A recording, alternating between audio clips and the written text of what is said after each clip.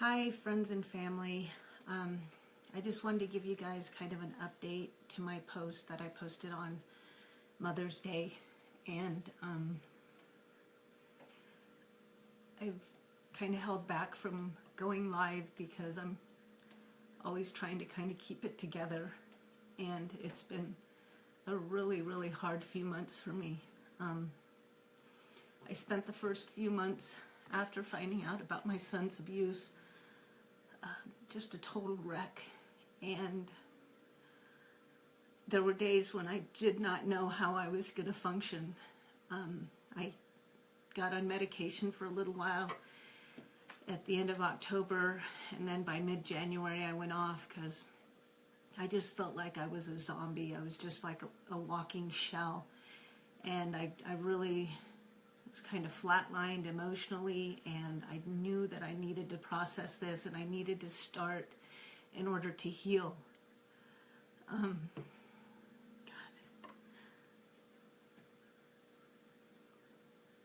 Please bear with me as I try to get through this. This is why the statement that I released on Mother's Day was actually going to be a video, but I couldn't hold myself together long enough to get any of it out, so I just wrote it as a statement. On Friday, I got a text message from my ex-husband that the article in the Fort Collins, Coloradoan had come out saying that his car had been located, and that's Andrew Todd Vanderwal's car, had been located a month and a half ago, abandoned on a bridge in El Paso, Texas. We were never notified of that. And it was really upsetting for me because back in January, the district attorney's office had called me in and Steve and basically told me to cool my jets and to let them do their job, because I was doing what any other mother would do and going through all of his personal belongings, trying to find anything I could find that would give us any indication as to where he might be. And at that point, when they called me into their office and told me to basically, they said, focus on your son, and they wanted me to let them do their job. Well, I kind of backed off at that time and said, okay, I'll let you do your job. And then Friday, I see that article, and it was just a total emotional setback for me because, you know, I had kind of stepped back enough to where I could really focus on my kids and my family, which I had been the entire time. But I wasn't as consumed with this as Friday made me.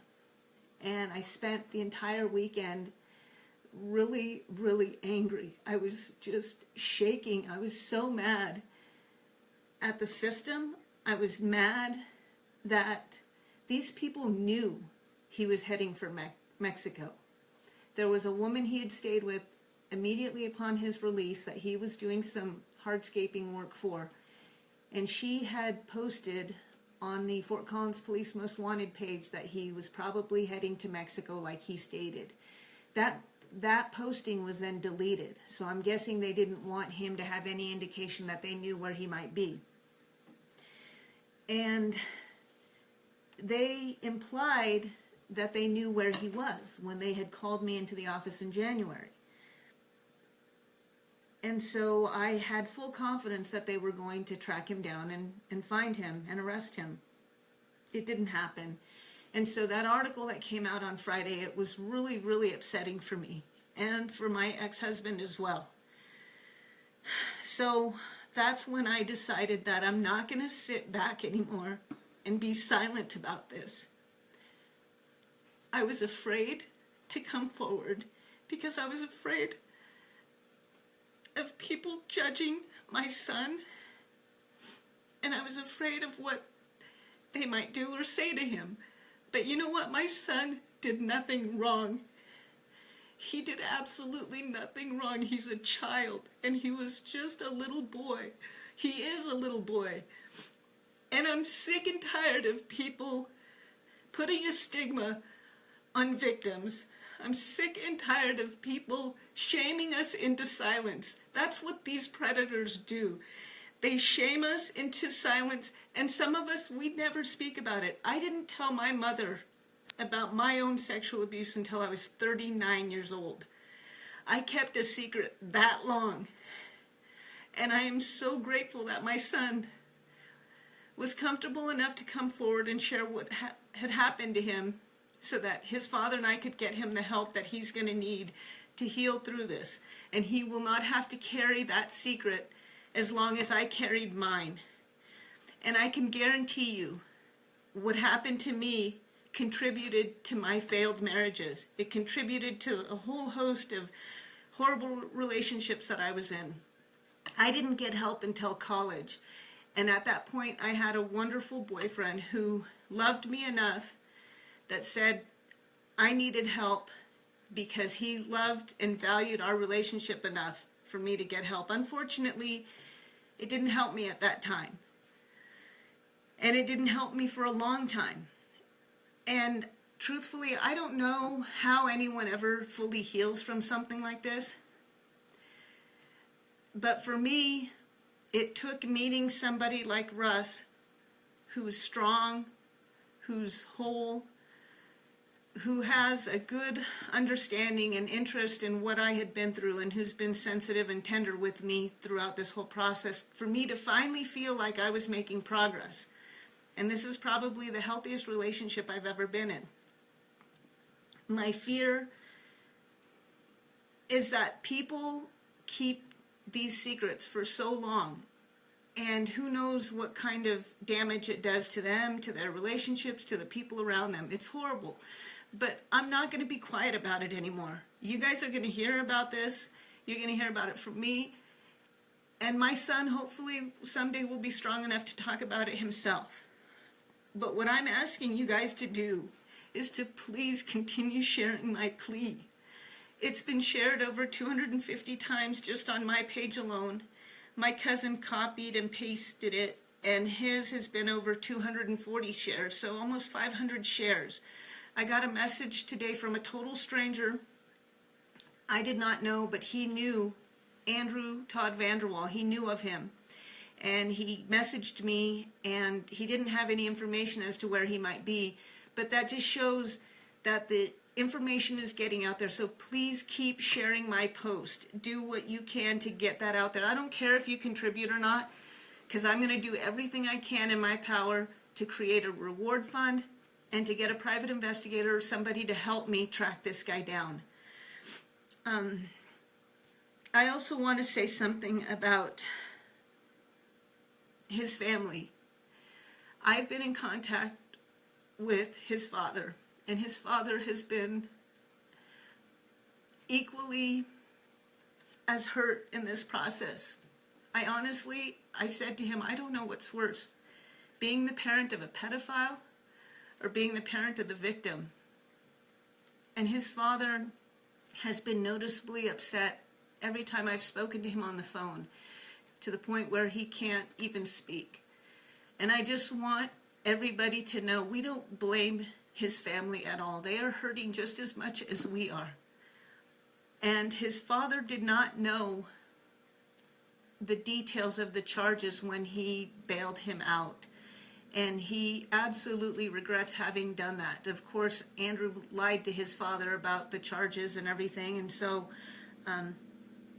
that's something that, his dad is processing himself. But please don't contact his family.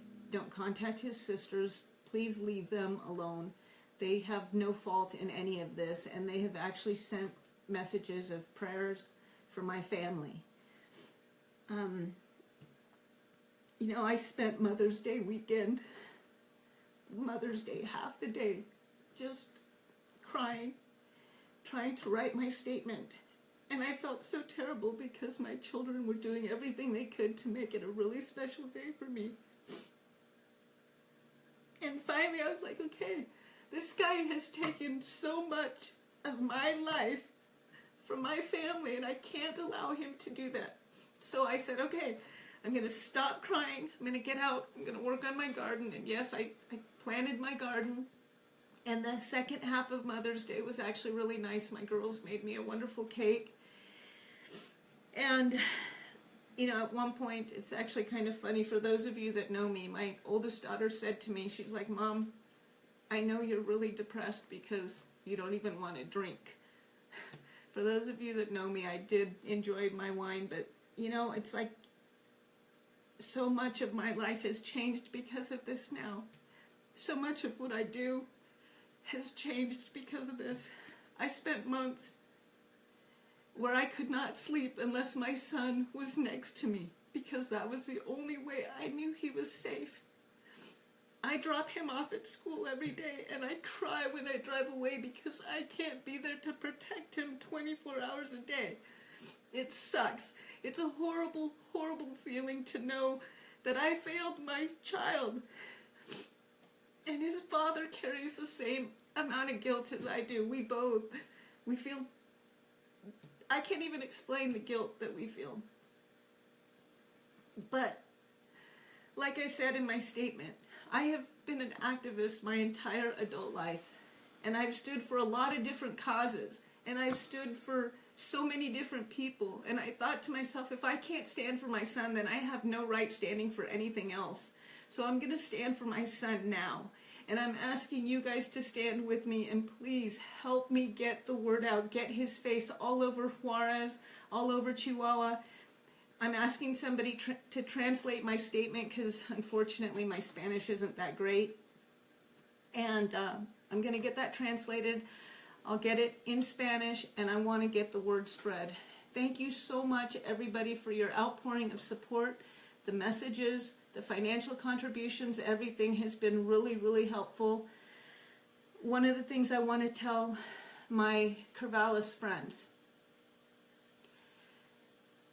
90% of the people that have reached out to me are either survivors of sexual abuse themselves or have a very close loved one.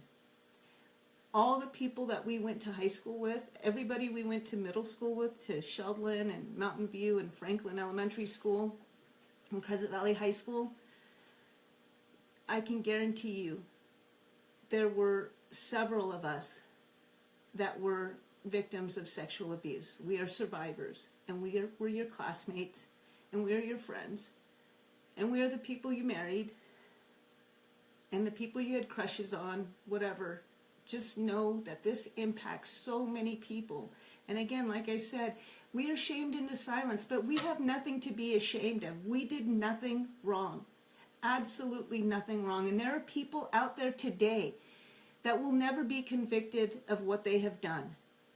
I carry the guilt that I never shared what happened to me, and I can guarantee you the man that abused me continued abusing girls, and I'm sure continues to this day. Probably his own daughters. And I know another man who may even be watching this right now, who has sexually abused two people very, very close to me. I know who you are. They came to me and told me what you did. And I have confronted you via Facebook. And you know what you did. And you will pay for what you did. You may not pay through the legal system, but I will let people know in one way or another what you have done.